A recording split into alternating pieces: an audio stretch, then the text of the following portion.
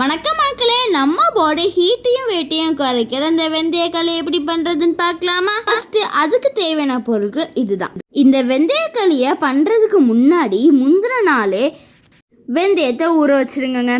Next நாள் நீங்கள் பண்ணும்போது வெந்தயத்தை மிக்ஸி ஜாரில் போட்டு கொஞ்சம் கொஞ்சமாக தண்ணி விட்டு நல்ல மையாக அரைச்சிக்கோங்க.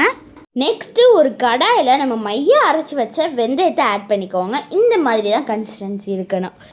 இதோ இந்த மாதிரி நல்லா தண்ணியை விட்டு அலசி ஆட் பண்ணிக்கோங்க. ஆட் பண்ண பிறகு இந்த கரண்டியாலேயோ ஸ்பூனாலேலாம் நல்லா மிக்ஸ் பண்ணக்கூடாது, கையால் தான் மிக்ஸ் பண்ணணும். கையால் மிக்ஸ் பண்ணாதான் ஒரு கட்டி கூட இல்லாமல் நல்லா மிக்ஸ் ஆகிடுங்க.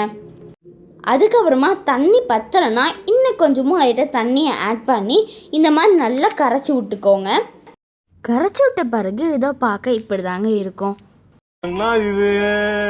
அப்படிதான் பார்க்குறீங்க, இது வேற எதுவும் இல்லைங்க, இதுதான் நம்ம முகலோடைய உடன்குடி கருப்பட்டிங்க. இந்த தரமான கருப்பட்டி உங்களுக்கும் வேணும்னா கீழே தெரிகிற வாட்ஸ்அப் நம்பருக்கு காண்டாக்ட் பண்ணுங்க. இந்த கருப்பட்டியை நம்ம நல்லா தட்டி எடுத்துக்கோங்க. இது உடன்குடி கருப்பட்டினால உடைக்கிறதுக்கு ரொம்பவே கஷ்டமாக தாங்க இருக்கும். ஆனால் நம்ம எப்படியோ இதை நல்லா தட்டி முடிச்சிட்டோம். இதோ இதை மாதிரி நல்லா தட்டி எடுத்துக்கோங்க. தட்டி எடுத்ததை கொஞ்சமாக தண்ணி விட்டு அந்த கருப்பட்டியும் போட்டு நல்லா கரைய வச்சுருங்க. கருப்பட்டி பாகுன்னு சொல்லுவோம்ல, அதை மாதிரி. அடுத்து நம்ம வெந்தயத்தை கரைச்சி வச்ச கடாயை எடுத்து அந்த கருப்பட்டி பாகையும் நம்ம இருத்து எடுத்துக்கலாம். இருத்து எடுத்து ஆட் பண்ண பிறகு இதோ இந்த மாதிரி நல்ல கலர் சேஞ்ச் ஆகுங்க. வெந்தயக்களி கசக்கும்னு நினச்சிங்கன்னா கிடையவே கிடையாதுங்க. இதை மாதிரி கரெக்டாக ட்ரை பண்ணி பாருங்கள், சூப்பராக வந்துடும்.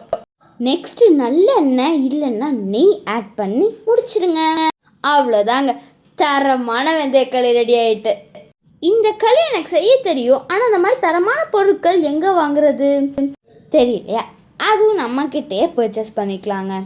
இதை செய்ய தெரியாதவங்க கீழே தெரிகிற வாட்ஸ்அப் நம்பருக்கு காண்டாக்ட் பண்ணுங்கள். இதே மாதிரி பெனிஃபிட்ஸான வீடியோஸ் பார்க்க என்னோட சேனல் சப்ஸ்கிரைப் பண்ணி வச்சுக்கோங்க. இதே மாதிரி இன்னொரு வீடியோவில் சந்திக்கிறேன். until then bye.